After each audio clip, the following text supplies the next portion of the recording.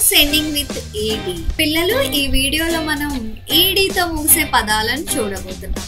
పిల్లలు గమనించండి, పదాల చివరలో ఈడి వస్తే ఆ శబ్దం ఎడ్ కాకుండా అడ్ అవుతుంది. గమనించండి, పదాల చివరలో ఈడి వస్తే ఆ శబ్దం డ్ అవుతుంది, ఎడ్ కాదు, ఆ శబ్దం డ్ అవుతుంది. పదండి పదాలు చూద్దాం. SLIPPED.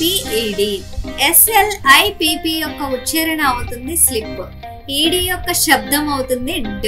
కాబట్టి SLIPPED యొక్క ఉచ్చారణ అవుతుంది స్లిప్డ్. పదండి తరువాత పదం చూద్దాం. HUGG యొక్క ఉచ్చారణ హగ్, ఈడి యొక్క శబ్దం డ్. కాబట్టి HUGGED యొక్క ఉచ్చారణ అవుతుంది హగ్డ్. తరువాత పదం చూద్దాం. PICKED. పిల్లలు, PICK యొక్క ఉచ్చారణ అవుతుంది పిక్, ఈడి యొక్క ఉచ్చారణ అవుతుంది డ్. కాబట్టి PICKED యొక్క ఉచ్చారణ అవుతుంది పిక్డ్.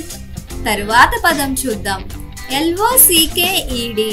LOCK యొక్క ఉచ్చారణ అవుతుంది లాక్, ఈడి యొక్క ఉచ్చారణ అవుతుంది డ్. కాబట్టి LOCKED యొక్క ఉచ్చారణ అవుతుంది లాక్డ్.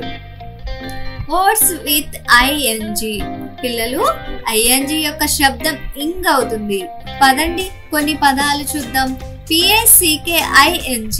పిల్లలు, PICK యొక్క ఉచ్చారణ అవుతుంది పిక్, ING యొక్క శబ్దం ఇంగ్.